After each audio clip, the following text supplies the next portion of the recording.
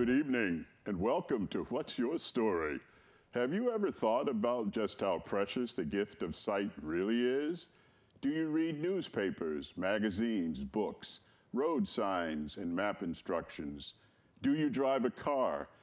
Can you do your own shopping? Are you dyslexic? Are you blind? How do people with vision loss or sight impairment enjoy the great classics of literature? How do they get the news? Is it possible for blind people to have a favorite magazine, newspaper, etc.? And what about kids with vision impairments or blindness? How do they keep in touch with our fast-paced and changing world? My guest tonight is Diane Weaver Dunne. She is the executive director of CRIS, the Connecticut Radio Information Systems Incorporated. Her story will help answer those questions tonight. Welcome to the show, Diane. Well, thank you for having me. It's Absolutely. A great pleasure. I was really happy that you accepted our invitation to come, because I know CRIS has been around for a long time, and I know that many people don't know much about it. It's probably one of the best kept secrets in Connecticut. Unfortunately. So I wanted to get you here and tell our audience all about it. But first, let's start off like I like to by telling a little bit about yourself. Let's begin by telling our viewing audience, where were you born? Well, I was born in Hartford, Connecticut at St. Francis. St. Hospital. Francis. Yes, and actually raised in Enfield, Connecticut. I'm a Connecticut native.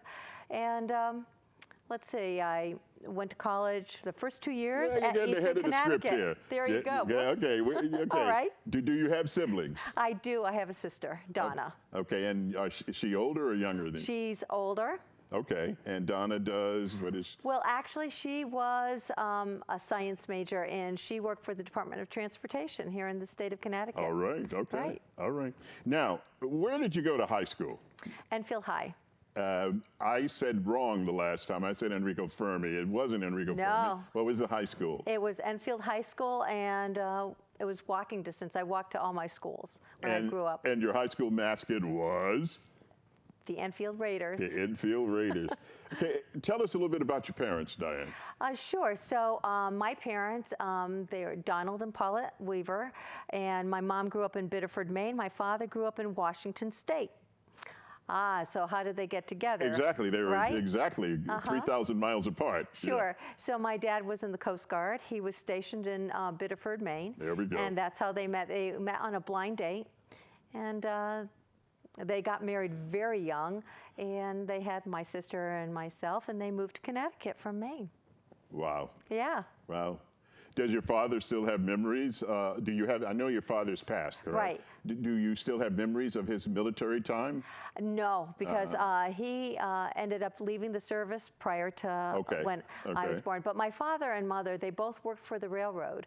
So they were both with Amtrak, right? Yeah. And Dad was a conductor, and he did the Springfield to New Haven line. Now, how would that be that both of them would end up working for Amtrak? Right. Well, you know, it was just I don't know really how it happened, because my entire childhood he was working for the railroad, either for Conrail or actually it used to be the New Haven, Hartford, and Springfield line. All right. It was way back. Long title, yeah. And then it was sold to Amtrak, and he worked on freight for a while, and then he moved on to being a conductor, and he loved that. Tell me a little bit about your memories of growing up in Enfield. What was it like? Enfield was pretty homogenous. It was a lot of, you know, working dads. Mom stayed home. After school, all the kids, we played in the back, you know, played sports or whatever. And it was to me, it was pretty idyllic. It was a nice childhood. Were those the days you came home for lunch? Yes, as a matter of fact. Back in the day, we came home, we walked home for lunch, had lunch at home, and then we walked back. Yeah. That's amazing, isn't it? It is. I mean, the kids today can't even fathom that. No, right? No, they can't not even fathom that. Well, you know, too, things have changed. Yes. Moms work full time now. Yes. So you know, my mom did work, but she worked part-time. So mom was always home when we got home. Absolutely. Yeah. Did you say the Pledge of Allegiance? Oh, gosh, yes. Okay. Oh, yeah. Lord's Prayer? Oh, yes. Absolutely. Yeah. It was a different time. A very, very different time Yeah. in American history. That's right. Yeah. Yeah. And I think I mentioned before that we had the, when I was growing up, we had to practice for the Cold War if there was a bomb.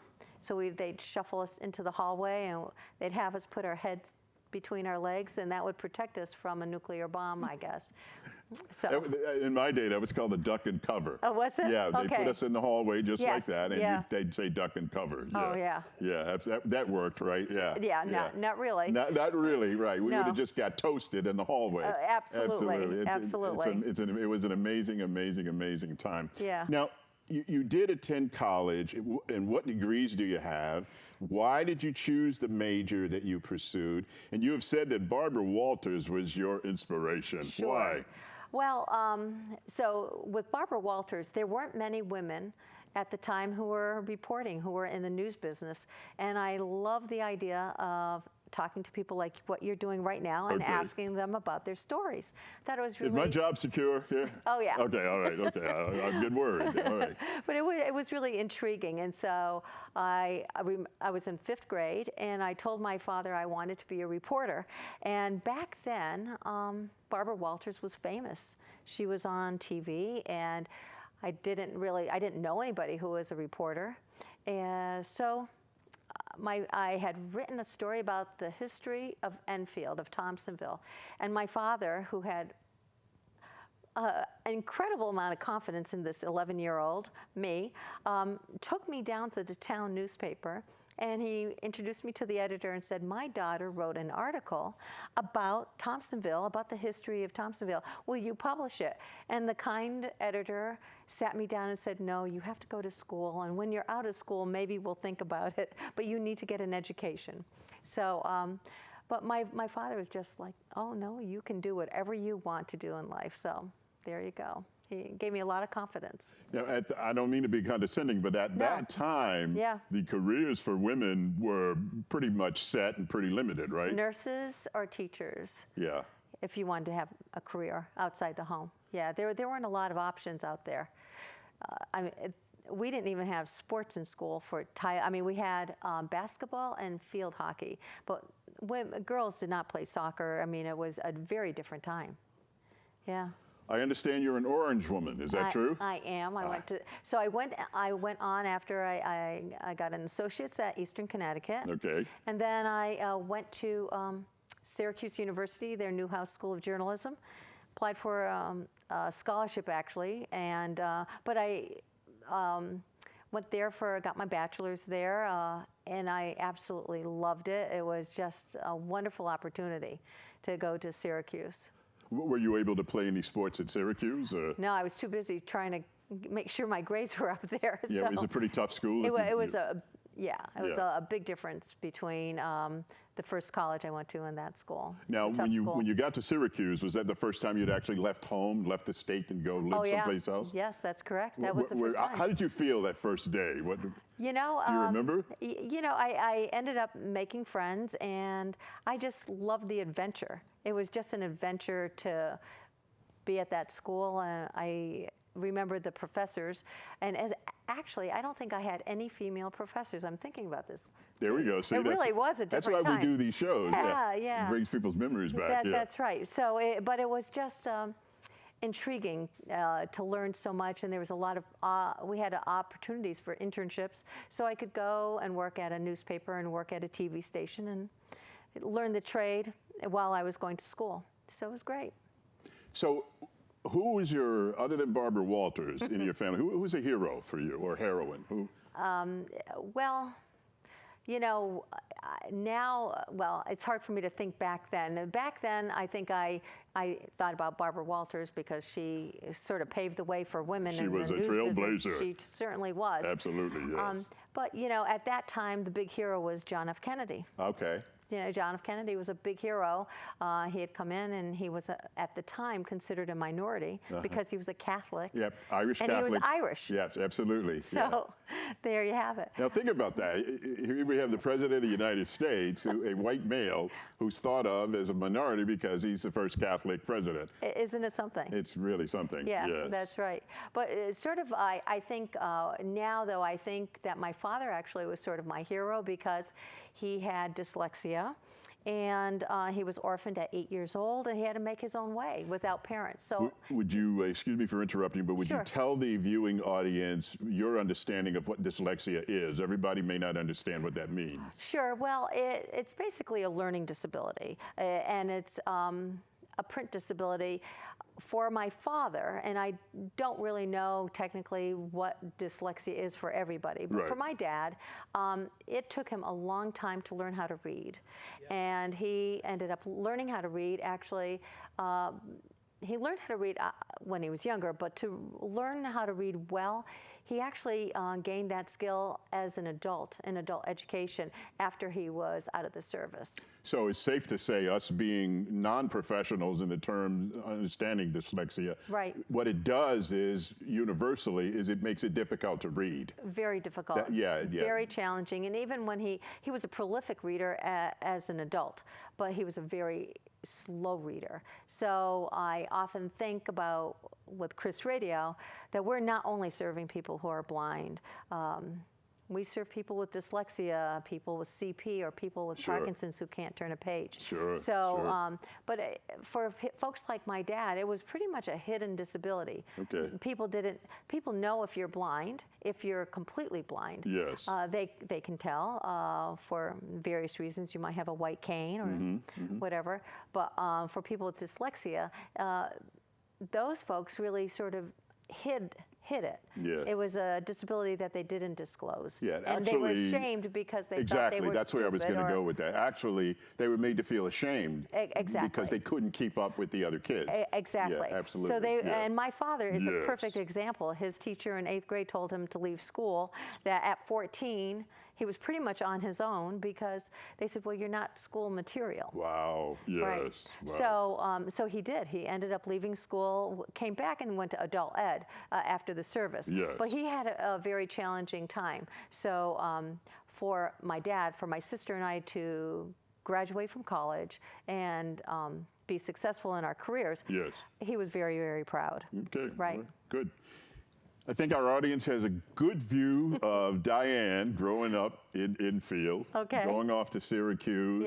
Okay, we brought you here to talk about Chris, Connecticut Radio Information Systems. That's exactly right. I want to know what led you to Chris. How did you get from Enfield to Syracuse to Chris? Well, so my journey actually started, my career has always been focused on journalism. So I went to journalism school. I worked in the field for many, many years and became an editor, had a lot of different kinds of beats. And at one point, Chris Radio was looking for an executive director, and they had a national search, and that first search, they failed to secure a new ED. So a member of the Chris Radio Board of Directors came to me and said, hey, I think that you should apply. And I was like, well, that's very kind of you, but I'm an editor, I'm a reporter. I've never run a nonprofit. I work in the newspaper business. So, but I said, thank you. And then a few weeks, about a month later, he said, oh, Diane, I haven't seen your application yet. You haven't applied. And I said, well, that's very kind of you to have confidence in me, but anyways, I just haven't gotten around to it. So then one night, another month later, I get a call at 9:30 at night, and this gentleman says, your application has not been submitted, and I am asking you, as a favor to me, will you get to your computer and send in your resume and apply for this job? Just do it. And he was sort of ticked off at me, so I said, all right, I'll do it. And I thought, well, I'm not going to hear from these folks. But what happened was the board decided that they wanted to go into a direction, bring in somebody from the media and see how that worked out, I guess. And so they interviewed me with some other finalists, and they hired me. But prior to that, I was really on the fence about leaving journalism. That had been my chosen career. And again, it was my dad who just really influenced me and said, this is something that I think can really make a difference for people out there. And he said, you went into journalism to make a difference, but this can really change lives. And he really wanted me to do this job. And that influence really sort of tipped the scale. Sort of was like a light switch. And I decided, yeah, I'm going to try this. So the rest is history. I've been there for 9 years now. Now, I know what a history major does and learns. It learns about history because that's who I am and what I did. Okay. I don't know what journalists learn. I mean, do you learn how to write? Do you learn how to write specifically? Do you learn how to edit? What do you do in a journalism degree? Maybe that may be helpful for our audience to understand. So all of the above, but you have to take history classes, political science classes. You have to take communication law. You have to know a lot of information. And so journalists know a little about a lot. Are there ethics that you have to? Well, I don't know. I don't recall if we had ethics, but my professors really always warned us that journalists were never more important than the news. That we are. Don't be the story, write the story. That's right. Okay. And it's a privilege to be able to share the information, but it's got to be straight up. It's got to be truthful and honest. And don't, one problem with sometimes I remember this. Professor so clearly, he always said a lot of journalists get big heads. They get a big ego about themselves because they're bylines in the paper, they're on TV. You're not more important than anything that you're reporting. And that always stuck with me. So maybe they did teach us ethics, but it was sort of that way. Okay. Yeah. Now, what is Chris and what is its mission? Sure. So Chris Radio, the mission is to provide high quality electronic audio versions of print materials for people who cannot read for any reason. So it could be that they have medical treatment or a medical condition that prevents them from reading, or it challenges their ability to read. It can be due to blindness. It can be due to a learning disability. It can be a physical disability, Parkinson's, cerebral palsy, you can't turn a page. It could be that you've had a serious injury and you're paralyzed and you can't turn pages. It could be for a number, ADHD, for example, you can't concentrate, a mental health issue that prevents you from being able to concentrate on written material. It could be any host of issues that challenge your ability to comprehend and read. When you got involved, you said that the board wanted to move more towards the news. Do you consider yourself a news person, actually being in Chris?